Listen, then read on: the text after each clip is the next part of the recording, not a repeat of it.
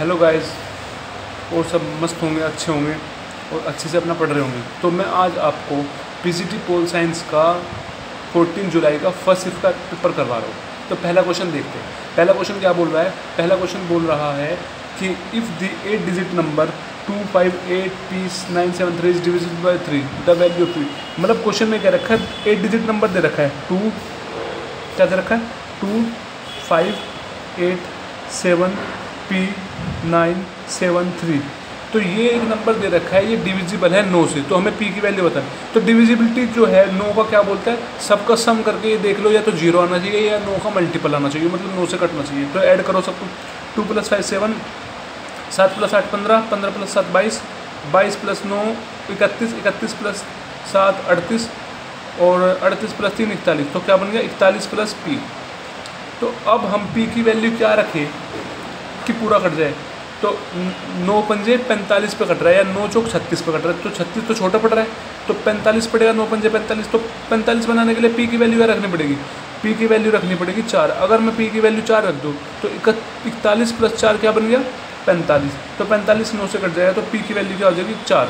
या सीधा ये ऐसे कर लो, या सीधा ये कर लो, 41 + P आ गया। अब जो भी ऑप्शन में है P की वैल्यू रख के देख लो, जिस पे 9 से कट जाएगा वो आंसर है। जैसे P की वैल्यू 2 रखी, 41 + 2 43, 9 से नहीं कटेगा।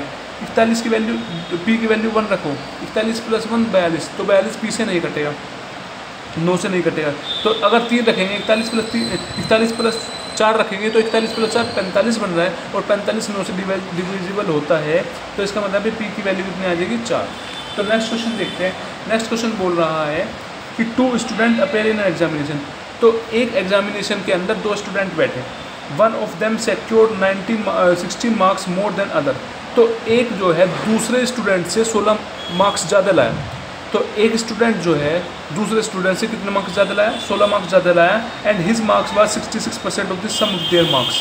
और उसके जो मार्क्स है वो 66% है किसके? उनके टोटल मार्क्स का। उनके टोटल मार्क्स का 66% है, ठीक है। तो the sum of the marks obtained by them.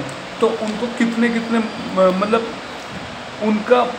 उनका जो है मार्क्स कितने मिले, उनका मतलब the sum of the marks obtained by them was the sum of the marks obtained by them. बस मतलब कह रहा है ये कि उनके मार्क्स का सम बताओ, उनके मार्क्स का सम क्या हो। क्वेश्चन समझो पहले। क्वेश्चन कह रहे हैं 2 स्टूडेंट्स हैं, 2 स्टूडेंट्स एग्जामिनेशन में बैठे हैं। तो एक स्टूडेंट के जो है दूसरे स्टूडेंट से 16 मार्क्स ज़्यादा है। और क्वेश्चन में बोल रहा है कि एक स्टूडेंट के जो है 66% है किसका? टोटल उनके दोनों स्टूडेंट के टोटल मार्क्स का 66% है एक स्टूडेंट के। मतलब मान लो एक स्टूडेंट है S1, तो एक स्टूडेंट हो गए दोनों मिला के। मतलब एक स्टूडेंट, हमने क्वेश्चन में बोला है कि one of them secure 16 marks more than other. तो एक स्टूडेंट के दूसरे स्टूडेंट से 16 मार्क्स आता है। And his marks were 66% of the sum of their marks. मतलब इसने कहा एक स्टूडेंट के मार्क्स जो है 66% है किसके?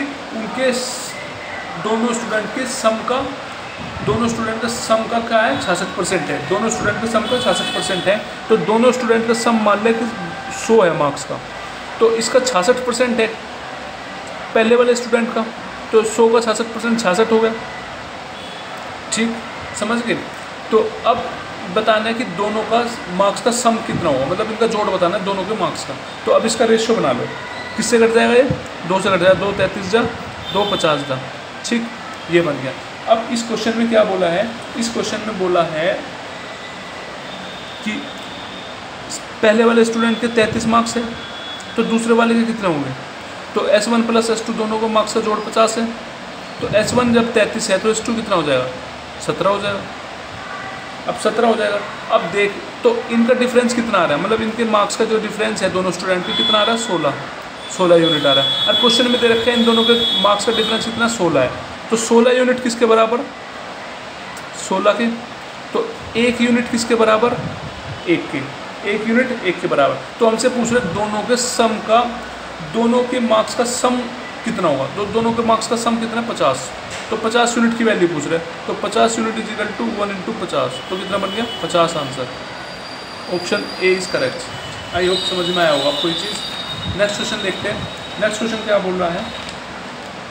नेक्स्ट क्वेश्चन बोल रहा है हार्दिक डिपॉजिट ए सम ऑफ 18,500 रुपये at 20% rate of per annum compounded annually. मतलब हार्दिक ने जो है कितने पैसे जमा करे, 18,550 किस रेट से, 20% के रेट से, ठीक। And the total amount receive by Hardik after 2 year, 2 साल के बाद टोटल अमाउंट कितनी उसने रिसीव करी। टोटल अमाउंट हमें अमाउंट बताना है, हमें मिश्र धन बताना है। एक चीज़ देखो 20% है, रेट कितना है 20%, तो 20% का फ्रैक्शन क्या होता है, या तो सीधा याद रखो 1/5 होता है, या इसको निकाल लो, परसेंट को हटाने के लिए 100 से डिवाइड कर देंगे, तो 20 पंजे 100, 1/5 आ गया। तो 2 साल के लिए पूछ रहा है, पहले 5 से क्या हो गया 6 हो गया, दूसरे साल भी 5 से 6 हो गया, तो 5 पंजे 25, 6 छंग 36, ये हमारा हो गया प्रिंसिपल मतलब मूलधन, ये हो गया हमारा अमाउंट, हमारा मिश्र धन, ठीक। अब देखो क्वेश्चन में निकालना क्या, हमें 36 की वैल्यू निकालनी है, मिश्र धन की वैल्यू निकालनी है, तो हमें कितना डिपॉजिट किया, जमा कितना किया 18,550, हमारा प्रिंसिपल क्या है, मूलधन क्या है 18,550, और हमने मूलधन कितना निकाला है 25 यूनिट, तो 25 यूनिट किसके बराबर, 18,550 के, समझ रहा है। तो फिर 1 यूनिट किसके बराबर आ गया, 1 यूनिट आ गया 18,550 अपॉन 25, तो हमसे पूछा गया है मिश्र धन पूछा है, तो मिश्र धन कितना है 36, तो 36 यूनिट कितना आ जाएगा, 36 यूनिट कितना आ जाएगा 18,550 अपॉन 25 इंटू 36। अब इसको सोल्व करेंगे, 5 से काट दो, 5 पंजे 25, 5 तिये 15, 3 बच गया, 5 सत्ते 35, 5 एकम 5, 5 फिर 5 से काट दो इसको, 5 सत्ते 35, 2 बजे 21, 5 चौक 20, 1 बचे 5 दूनी 10। अब देख लो क्या बच गया हमारे पास बच गया ये 742 इंटू 36। अब इसको हम मल्टीप्लाई करेंगे तो बहुत टाइम लग जाएगा, तो सीधा हम क्या करते हैं, सबसे अच्छा तरीका लास्ट वाले की डिजिट की मल्टीप्लाई करके 6 दूनी 12, 12 मतलब लास्ट में 2 आ रहा है, ऑप्शन में देख लो लास्ट में 2 किसके, ऑप्शन के लास्ट में 2 लास्ट वाले में है, सिर्फ एक में है, तो सीधा वो ऑप्शन लगा दो, हमें सोल्व करने की जरूरत नहीं है, हमें टाइम बचाना कैसे भी करके, तो या सीधा मल्टीप्लाई कर लो, तो ये तरीका है इस क्वेश्चन को सोल्व करने का। तो नेक्स्ट क्वेश्चन देखते हैं, नेक्स्ट क्वेश्चन क्या बोल रहा है, नेक्स्ट क्वेश्चन बोल रहा है हमको कि a man sell a mobile phone for 60 rupees, तो एक मैन है अपने मोबाइल फ़ोन को 600 रुपये में बेचता है, एंड लूजेज सम मनी, तो वो उसको लूज़ होता है कुछ ना कुछ मनी का, and if he had sold it's 1200 रुपये, अगर उसने 1200 रुपये में बेचा होता तो ही gain would have been 2.6 times the normal loss has actually occur. अगर उसने 1200 रुपये में बेचा होता तो उसको कितने का लाभ होता, उसको जो लाभ होता वो लॉस के 2/6 गुना होता, लॉस के 2/6 गुना उसको लाभ होता। तो मतलब इसको हमें बताना है इसका कॉस्ट प्राइस क्या होगा। पहले तो इस चीज़ को समझ, क्वेश्चन में क्या बोला, पहले बोला है क्वेश्चन में कि उसने कितने में बेचा 600 में, तो उससे कुछ लॉस हुआ है, मतलब मान के चलिए हमारा कॉस्ट प्राइस है, ये हमारा कॉस्ट प्राइस है, क्रय मूल्य है, तो वो चीज़ जो है उसने 600 में बेची होगी तो उसे कुछ लॉस हुआ है। अगर उसने वो चीज़ 1200 में बेची है तो उसे कुछ लाभ हुआ है, गेन हुआ है, ठीक है, उसको लाभ हुआ है, गेन, ठीक। तो फिर उसने क्या बोला है, उसने ये बोला है उसके बाद कि जो उसे लाभ हुआ है वो लाभ जो है 2.6 गुना है किसके, लॉस के। तो एक तरफ हमने लिख दिया प्रॉफिट, एक तरफ लिख दिया लॉस, एक तरफ लिख दिया प्रॉफिट और एक तरफ लिख दिया लॉस। तो इसे प्रॉफिट है किसका, लॉस का 2.6 गुना, लॉस का 2.6 गुना। तो अगर लॉस 1 है तो प्रॉफिट कितना हुआ 2.6। तो पॉइंट को हटाने के लिए हमने 1 0 इधर लगा दिया, ठीक है, पॉइंट को हटाने के लिए 1 0 लगा दिया, यहाँ से 2 से काट दिया, 2 13 जा 2 5 जा। तो इसका मतलब ये है लॉस 5 है, गेन कितना है 13, तो इसका मतलब है गेन हुआ 13% और लॉस हुआ 5%। तो हमें बताना क्या है, कॉस्ट प्राइस बताना है, हमें क्रय मूल्य बताना है। अब हम कैसे करेंगे, अब हम कैसे करेंगे, अब इसका डिफरेंस देख लो, ये हमारा सेलिंग प्राइस 1 है, जो बेचा है पहला वाली वस्तु है, ये सेलिंग प्राइस 2 है, ये दूसरी है। तो क्या करेंगे, इन दोनों का डिफरेंस ले लो, इन दोनों का डिफरेंस ले लो 1200 का, और 1200 कितना है, 1200 ही है ना, नहीं ये है 1230। तो 1230 और 600 का डिफरेंस ले लो, वो कितना आ जाएगा 630 आ गया। और इसमें देखो इसका डिफरेंस ले लो, 13 का तो लाभ हुआ है, 5 का लॉस हुआ है, तो कितना हो जाएगा, ये गेन है ये लॉस है। पहले तो लॉस घटेगा पूरा, 5 ये जुट गया और 13 ये, 5 3 18, तो ये 18 की वैल्यू है, क्योंकि एक लॉस है एक गेन है। जब एक लॉस और एक गेन हो तो दोनों जुड़ जाते हैं, उनका डिफरेंस वही होता है। तो कितना 18। तो हमसे पूछ रहा है हमें कॉस्ट प्राइस निकालना है, तो आप किसी की भी वैल्यू निकाल सकते हैं, या तो प्रॉफिट की वैल्यू निकाल लो या लॉस की। तो हम लॉस की वैल्यू निकालते हैं, तो मतलब 5 की वैल्यू निकालते हैं। तो 5 की वैल्यू निकालने के लिए क्या करेंगे, 3 से काट दो, 3 छंग 18, 3 दूनी 6, 3 एकम 3, 3 0 0। तो फिर से काट दो, 3 दूनी 6, 3 सत्ते 21, तो 2 से कट जाएगा 35 पे। तो 35 गुना 5 करना क्या आएगा, 35 गुना 5, तो कितना बन जाएगा 35 5 हज़ार, 5 पंजे 25, हासिल लगे 2, 5 थे 15, 2 17। तो 175 का क्या हुआ, इसे लॉस हुआ। 175 का क्या हुआ, इसे लॉस हुआ। तो लॉस वाले में क्या है, लॉस वाली चीज़ जो है कितने में बेची थी, तो लॉस वाली चीज़ उसने बेची थी 600 में। जब उसे लॉस हुआ है, जब उसे हानि हुई है, तो जो चीज़ उसने खरीदी होगी ज़्यादा में खरीदी होगी। कितने में लॉस कितने का, 175, तो वो चीज़ 175 ज़्यादा में खरीदी होगी, तो उसका जो कॉस्ट प्राइस है, उसका क्रय मूल्य है, वो कितना हो जाएगा, 600 में 175 जोड़ देंगे, 5 पंजे 25, हज़ार 5 थे 15, 200, हाँ 175 जोड़ देंगे, कितना बन गया 775। तो इसका आंसर होगा फर्स्ट 775। आई होप ये चीज़ आपको अच्छे से क्लियर हुई होगी। ठीक है, नेक्स्ट क्वेश्चन देखते हैं। नेक्स्ट क्वेश्चन बहुत ईजी है। नेक्स्ट क्वेश्चन क्या बोल रहा है, नेक्स्ट क्वेश्चन बोल रहा है कि the average of square of first 92 natural number is, पहले 92 नेचुरल नंबर के स्क्वायर का एवरेज बताना है। जब भी कहा जाए कि किसी भी n नेचुरल का स्क्वायर बताओ, मतलब n नेचुरल नंबर के सम का स्क्वायर बताओ, मतलब n नेचुरल नंबर है उनका जोड़ बताना है, उनके स्क्वायर का जोड़ बताना है, तो सीधा ये फॉर्मूला यूज़ करना है, n इंटू n+1 और 2n+1 अपॉन 6। तो यहाँ से हमारा सम निकल जाएगा। तो सम कितना आ गया, n कितना है 92, तो 92 इंटू 92 + 1 93 इंटू 92 इंटू 2 क्या बन जाएगा, ये बन जाएगा 184 + 1 185 अपॉन 6। ठीक है, अब हमें निकालना क्या है, एवरेज। तो एवरेज का फॉर्मूला क्या होता है, एवरेज का फॉर्मूला सम अपॉन में टोटल संख्या नीचे।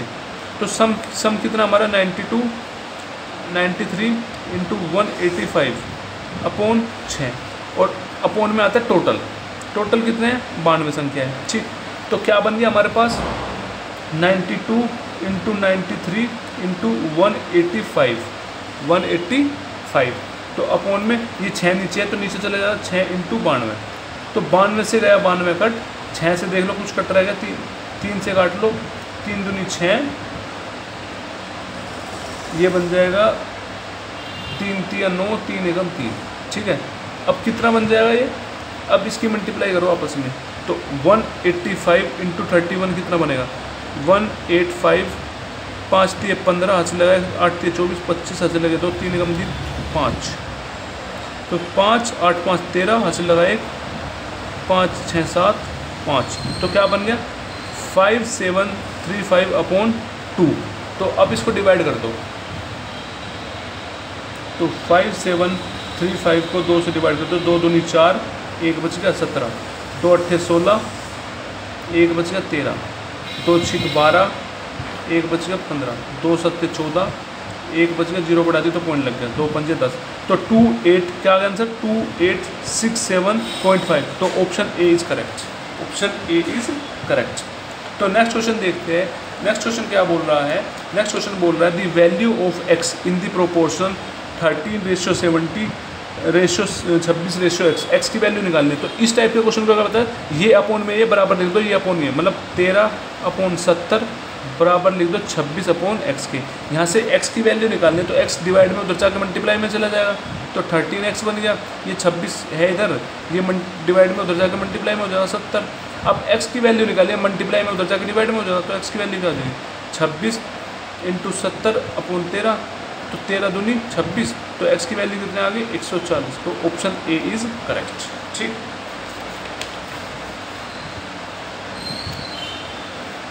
अब नेक्स्ट क्वेश्चन देखते हैं। नेक्स्ट क्वेश्चन क्या बोल रहा है, नेक्स्ट क्वेश्चन बोल रहा है कि the average of 3 number is 20। तो 3 नंबर का एवरेज दे रखा है 20 और 2 नंबर दे रखा है 15 और 26। तो थर्ड नंबर बताना। जब भी औसत दे रखो 3 नंबर का, औसत दे रखो 3 नंबर का कितना दे रखा है 20, तो उनका सम क्या हो जाएगा, उनका सम क्या हो जाएगा, सम मतलब 3 नंबर का सम, मतलब 3 नंबर मान लिए A, B और C, तो इनका सम कितना हो जाएगा, जितना हमारा औसत है 20, तो उतने नंबर से मल्टीप्लाई कर दो जितने नंबर है, तो नंबर कितने 3 है, तो 3 से गुना कर दिया, वो हमारा सम निकल जाएगा। ठीक है, 20 दिए 60, या ये कह लो एवरेज का फॉर्मूला क्या होता है, एवरेज निकालने का फॉर्मूला होता है टोटल सम ऊपर अपॉन में टोटल नंबर नीचे, सम कितना बनेगा इनका 3 नंबर का, A + B + C अपॉन में संख्या कितनी है 3 है इजिकल टू 20 है, तो यहाँ से A + B + C कितना आ गया 20 × 3 60 ही आ गया ना। अब 2 नंबर इन्हें दे रखे हैं 15 और 26, तो क्या दे रखे हैं 15 + 26, तीसरा नंबर हमें निकालना है इजिकल टू 60, तो 15 + 26 कितना बन जाएगा 41, 41 + C इजिकल टू 60, तो यहाँ से C की वैल्यू निकालेंगे प्लस में, उधर जाकर माइनस में हो जाएगा, तो 60 - 41 कितना बन गया 19, तो आंसर 4 इज करेक्ट। ठीक है, ऐसे नेक्स्ट क्वेश्चन देखते हैं।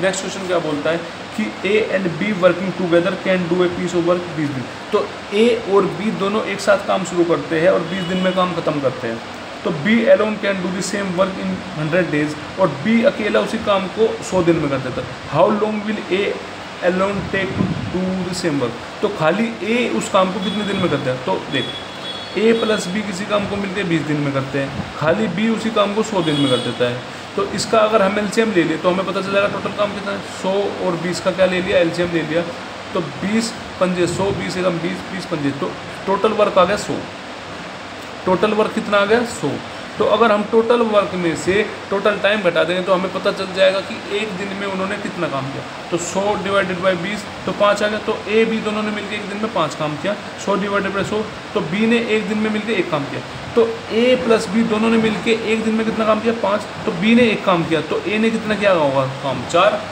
अब हमसे पूछ रहा है खाली A जो है कितने टाइम में काम खत्म कर देगा, तो A का पूछ रहा है कितने टाइम में, जब भी पूछे कितने टाइम में खत्म कर देगा, टोटल वर्क ऊपर अपॉन में उसका एक दिन का काम नीचे डिवाइड कर दो, तो आंसर हमें पता चल जाएगा कितने टाइम में खत्म होगा काम। टोटल काम 100 है, अपॉन में A ने एक दिन में कितना काम किया, A ने एक दिन में किया 4 काम, तो डिवाइड कर दो 25 आ गया, तो वो 25 दिन में खत्म कर देगा, ऑप्शन 4 इज करेक्ट। ठीक, ये हो गया। नेक्स्ट देखते हैं अब 9th क्वेश्चन। 9th क्वेश्चन क्या बोल रहा है, 9th क्वेश्चन बोल रहा है, ये थोड़ा सा समझने वाला क्वेश्चन है और इसमें ज़्यादा कुछ है नहीं, थोड़ा सा आप कोशिश करना कि आप इसको समझ पाओ। क्या बोल रहा है, a spherical metal ball of radius 21 centimetre, एक स्पेरिकल गोलार्ध मेटल की बॉल है, एक गोलार्ध बॉल है जिसका रेडियस त्रिज्या दे रखे 21 सेंटीमीटर, इज मेल्टेड, उसको पिघलाया जाता है, एड्रिकास्ट इनटू 4 मेटल क्यूब, तो 4 मेटल क्यूब बना दिए जाते हैं, उसके 4 घन बना दिए जाते हैं जिसकी साइड है 21 centimetre. Find the volume of unused metal, तो जो अनयूज्ड मेटल है उसका वॉल्यूम बताना है, आयतन बताना, मतलब जो भी हमारा यूज़ में नहीं आया, जो भी मेटल हमारे यूज़ में नहीं आया उसका आयतन बताना है, उसका आयतन क्या होगा, तो उसका आयतन कैसे निकाल सकते हैं हम। अब एक चीज़ देख, उसका आयतन कैसे निकालेंगे, जो हमारा स्फेरिकल का आयतन था, जो हमारा स्फेयर का आयतन था, अगर उसमें से हम 4 मेटल का आयतन घटा दें तो बचा हुआ आ जाएगा ना, मतलब टोटल तो था भाई स्फेरिकल का आयतन, जो स्फेरिकल का आयतन था, गोलार्ध का आयतन था, वो तो पूरा था टोटल, तो उसको पिघला के तो बनाया गया है, पिघला के 4 क्यूब बना दिए, तो वे 4 क्यूब बनाते तो कुछ ना कुछ ऐसा भी तो बचा होगा कि जो मतलब बिल्कुल यूज़ का नहीं होगा। तो अगर हम टोटल वाले में से, टोटल कितने इस मेटल का क्यूब है, वो इसका क्या बोलते हैं स्फेयर का, गोलार्ध का जो आयतन है वो तो टोटल होगा, और जो 4 क्यूब बनाए, 4 घन बनाए, उसका आयतन जो यूज़ हुआ है वो होगा। तो अगर हम उस टोटल में से पूरे आयतन, गोलार्ध के आयतन में से अगर हम घन का आयतन घटा दें तो पता चल जाएगा तो हम कि हमारे पास जो यूज़ नहीं हुआ उसका आयतन कितना है, तो वही चीज़ है मैंने बताया। तो अनयूज निकालने के लिए क्या करेंगे, अनयूज निकालने के लिए हम पहले तो आयतन निकालेंगे, किसका आयतन निकालेंगे, स्फेयर का, स्फेरिकल का, माइनस कर देंगे किसके वॉल्यूम से, किसके आयतन से, घन के आयतन से, तो वो हमें पता चल जाएगा कितना अनयूज्ड है। तो जो स्फेरिकल का वॉल्यूम होता है, आयतन होता है, उसका फॉर्मूला क्या आता है 4/3 पाई r की क्यूब, माइनस क्यूब का वॉल्यूम का क्या होता है एक ही क्यूब, क्या बोलते हैं 4 कितना होता है क्यूब के वॉल्यूम का फॉर्मूला आयतन निकालने का, एक ही क्यूब, और क्यूब ये तो 1 का है, तो हमसे पूछा 4 का, तो 4 से मल्टीप्लाई कर देंगे तो 4 का निकल जाएगा। ठीक है, तो अब इसको सोल्व करो। 4/3 पाई की वैल्यू 22/7 इंटू आर कितना दे रखा है इसका 21 सेंटीमीटर, मतलब 21 इंटू 21 माइनस कर देंगे 4 इंटू ए का क्यूब, ए कितना 21, तो 21 इंटू 21 तो अब यहाँ से देखो जो कॉमन बनता है वो कॉमन निकाल दो। तो यहाँ से कॉमन क्या बनेगा, 4 कॉमन बन गया, 21 इंटू 21 कॉमन बन रहा है, तो अंदर क्या बच गया 1/3 इंटू 1/7 माइनस का 1। ठीक, तो यहाँ से क्या बन जाएगा, मल्टीप्लाई कर लो इनकी 21 इंटू 21 क्या बन जाएगा, 21 की 21 से करी 21 दूनी 42, तो क्या बन गया 4 4 1, फिर से 21 से की तो क्या बन जाएगा 4 4 1, तो 2 कम 2 2 चौक 8 2 चौक 8, तो कितना बन गया 1 8 4 2 6 8 4 12 9261, तो 9261 आ गया। आप 2 से कर दो, सॉरी 4 से कर दो उसकी, 9261 की किससे कर दो 4 से, तो 4 एकम 4 4 6 24 ऐसे लगे 2 4 दूनी 8 2 10 ऐसे लगाए 9 चौक 36 37, तो कितना बन गया 37। तो अब हम इसको क्या लिख सकते हैं 37044, अंदर क्या बच गया 1/21 7 -1। ठीक,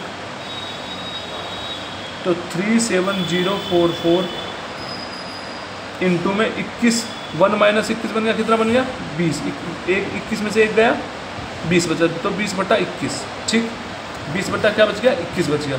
अब इसको सोल्व करो, सोल्व करके क्या बनेगा इसका, सोल्व करके 7 से काट के देखो, 7 से कटेगा, 7 पंजे 35 2 7 दूनी 14 6 7 7 63, और ये क्या है पूजा भी, 7 से काट के देखो, 7 पंजे 35 2 बच गया 20 7 दूनी 14 6 बच गया 64 7 7 9 63 1 बच गया 7 दूनी 14, 7 से कट गया, तो 7 3 21। ठीक है, अब 3 से कट सकता है, ये देखना 3 एकम 3 3 7 21 3 6 18 3 चौक 12, 3 से भी कट गया। अब क्या बच गया हमारे पास बच गया 1764 इंटू 20। अब देख लो लास्ट में 0 1764 हमने कहीं मिस्टेक कर दिया, आंसर तो 176। ठीक है, ये आ गया कॉमन 21।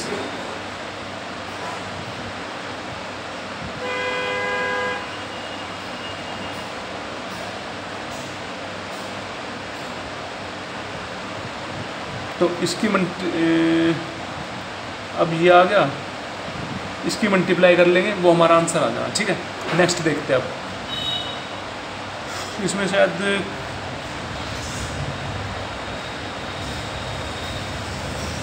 चलो इस क्वेश्चन को मैं आपको नेक्स्ट टाइम बताता हूँ, कहीं ना कहीं इसमें फिर से मिस्टेक हो गई है, तो मैं आपको बताता हूँ। एक बार आप सोल्व करना, बिल्कुल जैसे मैंने बताया होगा बिल्कुल वैसे ही, पर आप ट्राई करना इस चीज़ को, वैसे आंसर यही होगा जो मैंने बताया।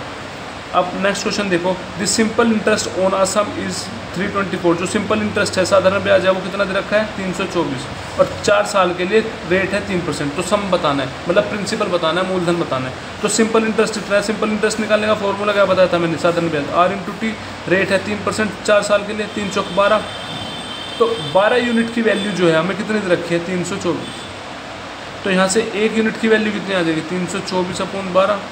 तो हमसे सम पूछ रहा है, हमें मूलधन पूछ रहा है, तो मूलधन कितना होगा 100 यूनिट, 100%। तो 100% निकाल दो, 12 इंटू 100, अब काट दो, 12 दूनी 24, 12 दूनी 24, कितना बच गया 8, 12 से 84 कट गया 12 से, तो आंसर आ गया 2700। तो आंसर बी इज करेक्ट।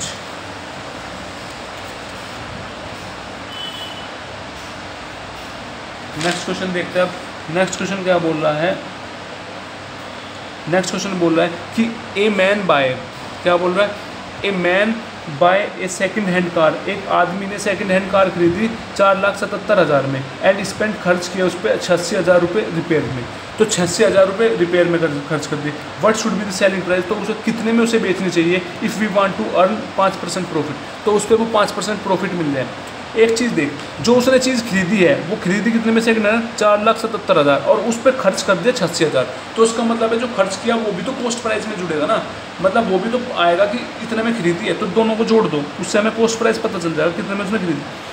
4,77,000 है, उसमें 86,000 जोड़ दो, कितना बन गया, 0 0 0 7 6 13, अच्छे लगे 7 8 15 16, अच्छे लगे 5।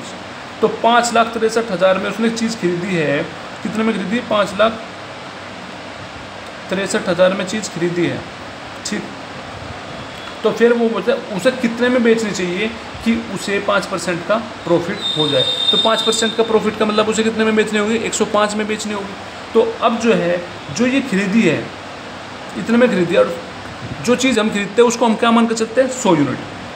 तो 100 यूनिट मतलब 100% मान के चलते हैं। कॉस्ट प्राइस तो हमारा 100% होता है ना, तो कॉस्ट प्राइस मतलब क्रय मूल्य 100% होता है ना, तो क्रय मूल्य हमारा ये निकला 5,63,000।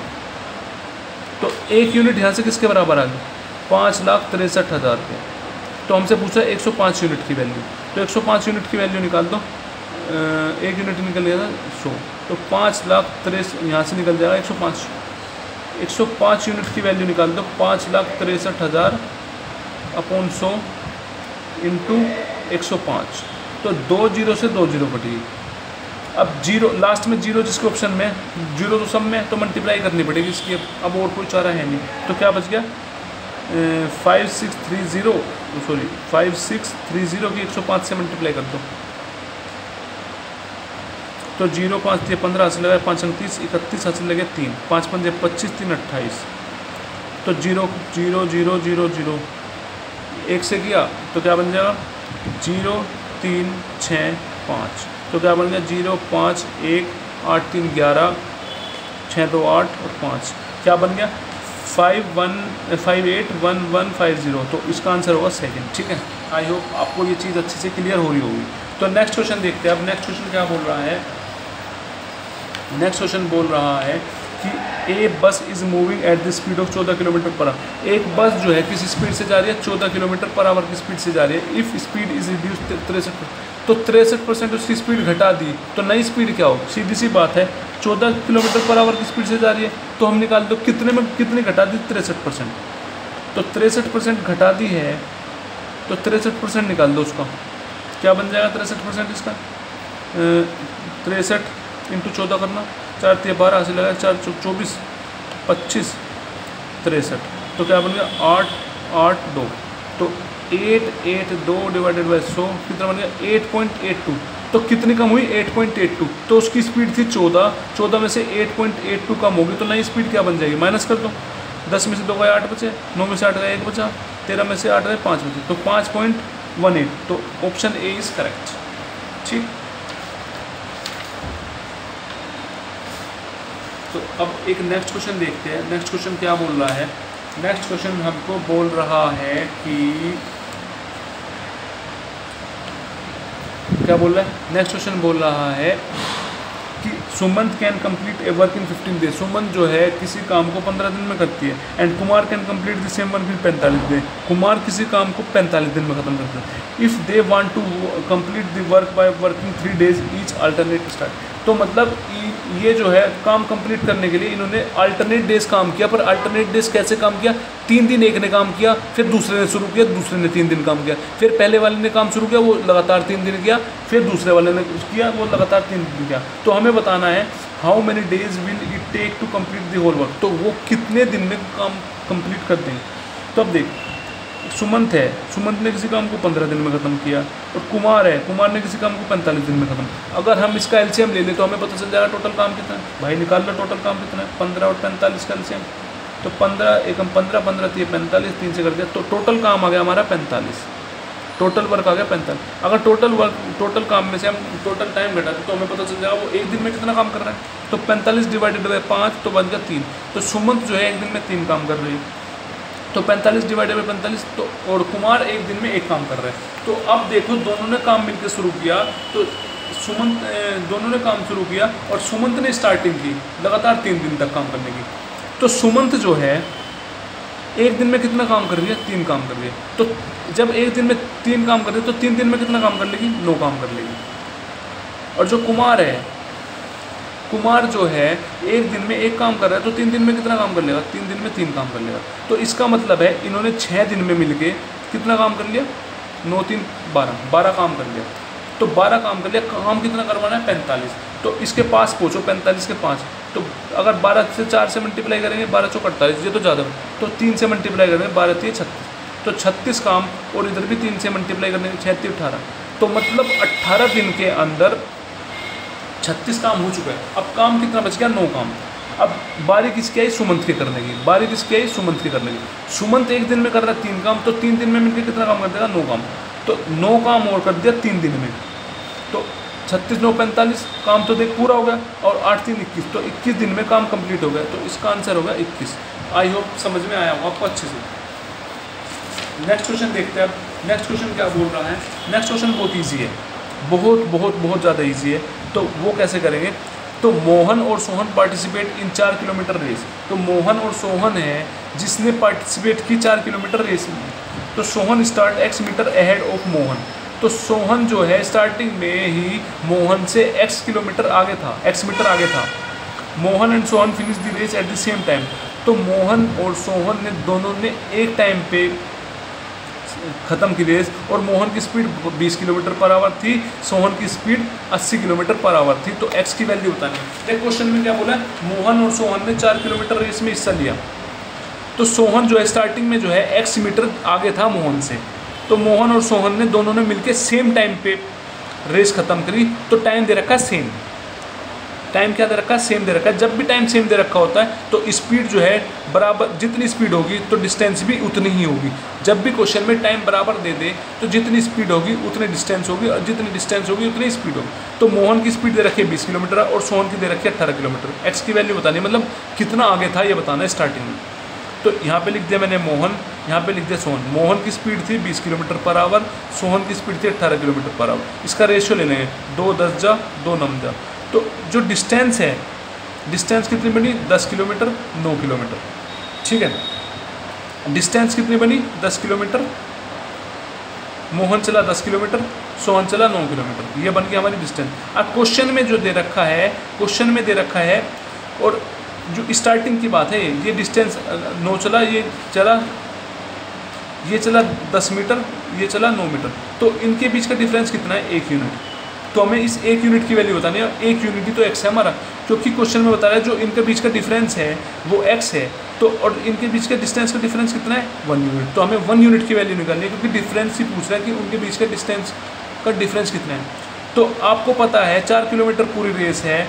अब इसने क्वेश्चन में दे रखा 4 किलोमीटर रेस है, और जो हमने मोहन ने कितने में पार्टिसिपेट किया? 4 किलोमीटर रेस में। क्वेश्चन में दे रखा 4 किलोमीटर रेस है, और जो मोहन की जो रेस हमने निकाली है, वो डिस्टेंस जो निकाली है वो कितने निकाले? 10 मीटर की।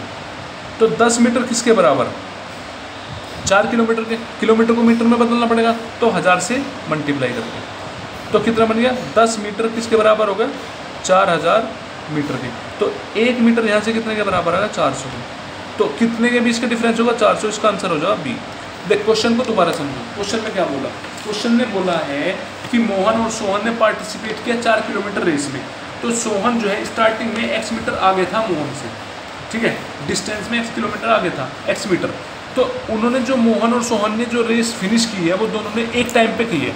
इसमें टाइम क्या है? सेम है। जब भी टाइम सेम होता है तो डिस्टेंस जितनी होगी उतनी स्पीड होगी, और जितनी स्पीड होगी उतनी डिस्टेंस होगी। तो हमें बताया रखा है कि मोहन की स्पीड है 20 किलोमीटर पर आवर और सोहन की स्पीड है 10 किलोमीटर पर आवर। ठीक, तो ये दे रखा है हमें 10। तो अब देख, अब इसका रेशियो ले लिया हमने। तो ये मोहन का रेशियो, ये सोहन का रेशियो, ये मोहन का रेशियो, ये सोहन का रेशियो। ठीक है, तो 20 किलोमीटर ये स्पीड जा रहा है 20 किलोमीटर से, ये जा रहा है 18 की स्पीड से। तो इसका रेशियो ले लिया 10:9। तो डिस्टेंस का रेशियो भी यही हो जाएगा 10:9। डिस्टेंस का रेशियो भी यही हो जाएगा। ठीक है, जब डिस्टेंस का रेशियो यही हो जाएगा तो डिस्टेंस कितनी आ गई? ये आ गई 10 मीटर, और ये डिस्टेंस आ गई 9 मीटर। तो इनका जो डिफरेंस है डिस्टेंस का, वो डिस्टेंस का 1 यूनिट डिफरेंस है। तो हमें डिफरेंस ही बताना है वो कितना है। ठीक है, तो कैसे करेंगे? तो 10 मीटर किसके बराबर, 4 किलोमीटर, किलोमीटर को मीटर में बदलो, 4 × 1000 से मल्टीप्लाई करें तो 10 मीटर 4000 के बराबर आ गया, 1 मीटर 400 के बराबर। इसका आंसर आ गया 400। ठीक, आई होप आपको अच्छे से समझ में आया हो। ठीक, तो ये हो गया हमारा आंसर। ओके, आई होप इस क्वेश्चन को आप अच्छे से समझ पाए होंगे। तो नेक्स्ट क्वेश्चन अब देखते हैं हम।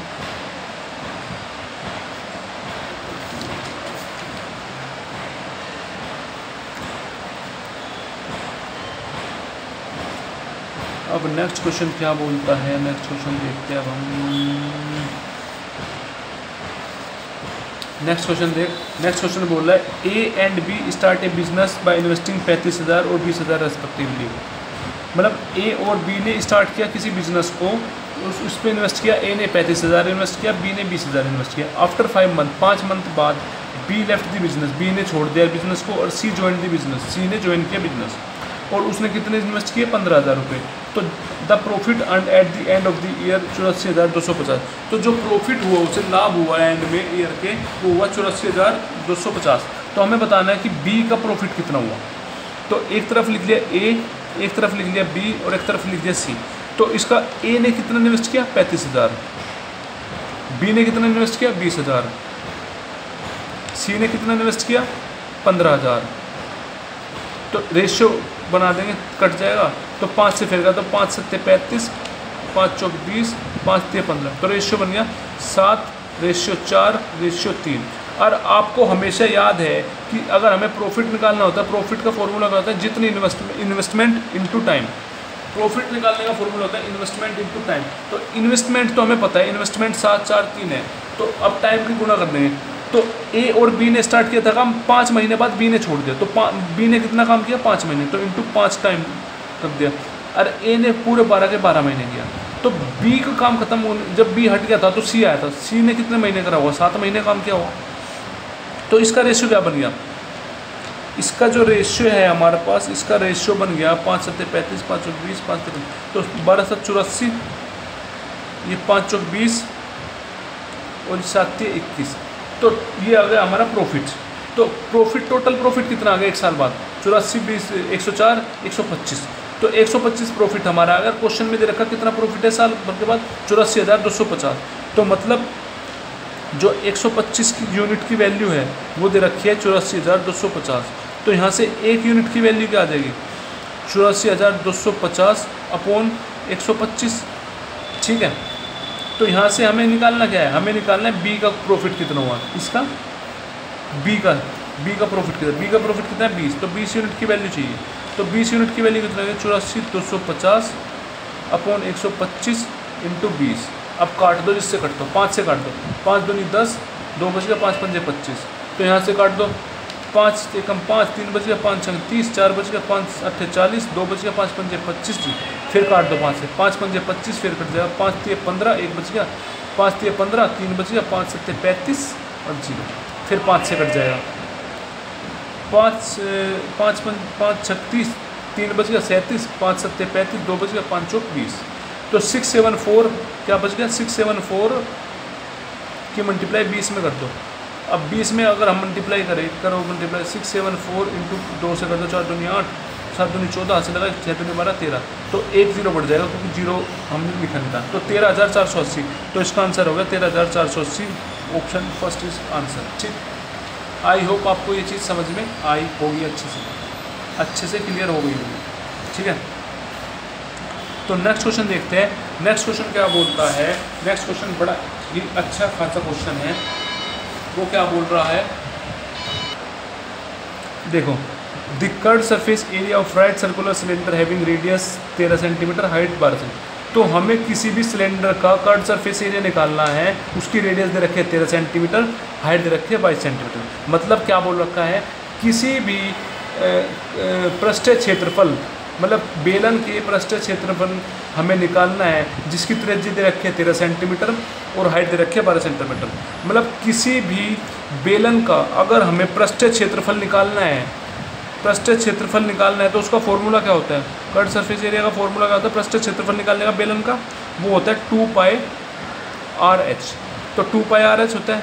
तो पाई में आंसर दे रखा है तो पाई की वैल्यू रखने की जरूरत नहीं है।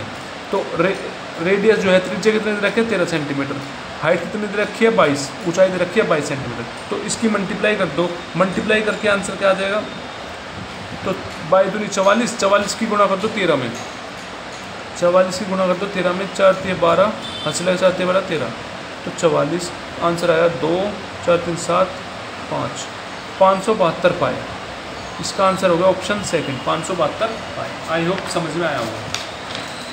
अब नेक्स्ट क्वेश्चन देखते हैं। नेक्स्ट क्वेश्चन क्या बोल रहा है, नेक्स्ट क्वेश्चन बोल रहा है कि a man receive 9015 per month salary. तो एक आदमी को सैलरी कितनी मिलती है 9015, ठीक है। And he save 40% of his salary every month. हर महीने वो कितना सेव करता है 40% सेव करता है। एंड हमें बताना है खर्चा कितना करता है। एक तरफ लिख लिया हमने इनकम, एक तरफ लिख लिया हमारा खर्चा, जितना खर्चा हुआ स्पेंड, और एक तरफ लिख ली सेविंग। तो मान के चलो उसकी इनकम है 100 और 40% सैलरी बचाता है वो, 100 का 40% 40, तो खर्चा कितना करता है 60। तो हमें 60 यूनिट की वैल्यू निकालनी है। तो क्वेश्चन में जो है सैलरी दे रखी है हमें 9015 और हमने सैलरी कितनी निकाली है 100 यूनिट। तो 100 यूनिट किसके बराबर 9015 के, तो 1 यूनिट किसके बराबर 9015 अपॉन 100। तो हमें कितना खर्चा हुआ वो निकालना है, खर्चा कितना हुआ 60, तो 60 यूनिट निकाल लो। 60 यूनिट किसके बराबर 9015 अपॉन 100 इंटू 60, तो काट तो 20 से, 20 3 60, 20 पंजे 100, 5 से कट जाएगा भैया, 5 एकम 5, 4 बच गया, 5 अट्ठे 40, और क्या बच गया, रुक जा, कितना है 9015, 9015 नहीं, 9015 नहीं है,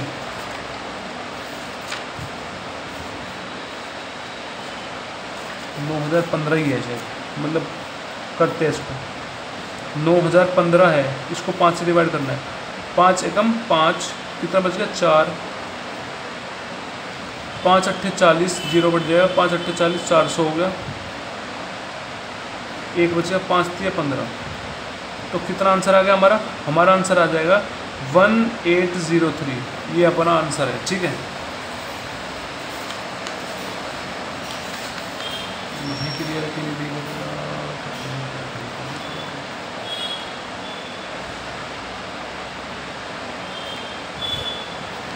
तो नेक्स्ट क्वेश्चन देख, नेक्स्ट क्वेश्चन बोल रहा है,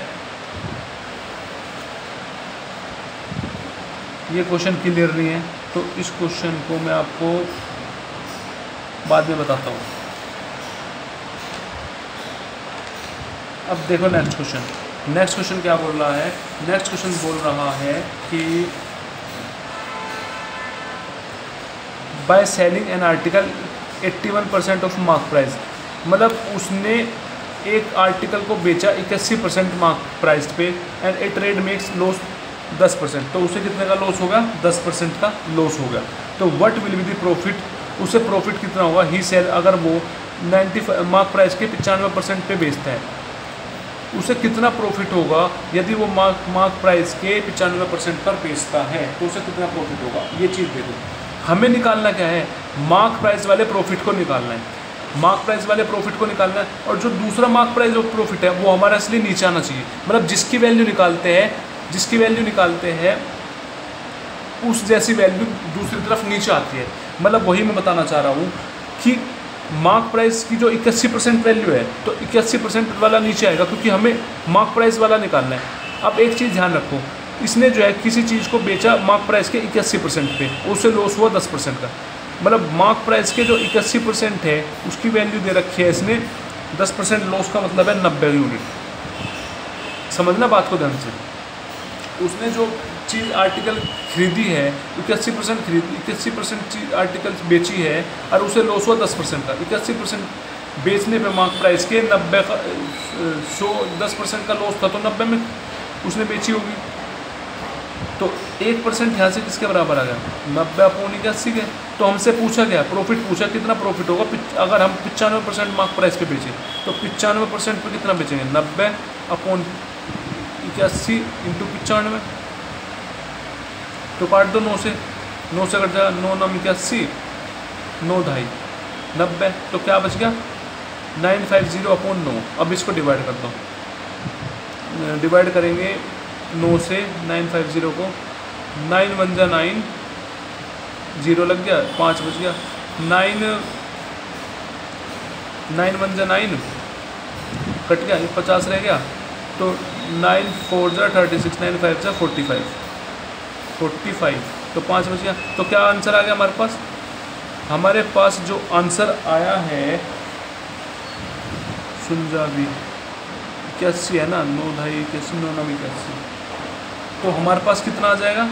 इसको दोबारा डिवाइड करते हैं, इसको हम दोबारा डिवाइड करते हैं, तो इसको दोबारा डिवाइड करो किससे? 950 को 9 से डिवाइड करना है, 950 को 9 से डिवाइड करना है, करना 9 1 जा 95 है ना, तो 9 को सीधा 10 से डिवाइड करो, 90 हो गया, 5 बच गया, 9 5 जा 45, कितना बच गया? 5 बच गया। तो कितना आंसर आया हमारे पास? 105 सही 5/9, 105 सही 5/9 आ गया। तो इसने पूछा कितने का प्रॉफिट हुआ, तो कोई चीज़ हमें पता है कॉस्ट प्राइस जो है, जो चीज़ खरीदी होती है वो 100 में खरीदी होती है, और ये जो 105.59 आया तो ये इतने में बेची है, तो कितने का से प्रॉफिट हुआ? 5 सही 5/9 का, 100 में से माइनस कर देंगे इसको, तो 5 सही 5/9% कैसे प्रॉफिट हुआ, तो ऑप्शन 3 इज करेक्ट। अब लास्ट क्वेश्चन है कि जो नंबर है, हमें एक नंबर दे रखा है, क्या दे रखा है नंबर? 706705, तो ये बताना है किससे डिविजिबल होगा। सीधी सी बात है, लास्ट में देख लो 5 है, तो कन्फर्म सी बात है ये सीधा डिविजिबल होगा 5 से, इसमें सोचने की बात नहीं है, तो ऑप्शन सी इज करेक्ट। तो आई होप ये चीज़ आपको समझ में आई होगी, अच्छे से समझ में आई होगी आपको। इस चीज़ को आप अच्छे से सोल्व करना, जो भी अगर आपका डाउट है तो आप वो मुझसे दोबारा से पूछ सकते हैं, कमेंट कर देना, तो मैं आपको वो चीज़ दोबारा अच्छे से समझा दूंगा। और इस टाइप के क्वेश्चन की प्रैक्टिस करते रहो, जितने भी PYQs ना, इससे बाहर नहीं जाएगा पेपर, ठीक है? और अच्छे से प्रैक्टिस करो, बहुत अच्छे मार्क्स आएंगे। Thank you so much. और आप प्लीज़ लाइक करिए वीडियोज़ को और सब्सक्राइब करिए, प्लीज़ प्लीज़ प्लीज़।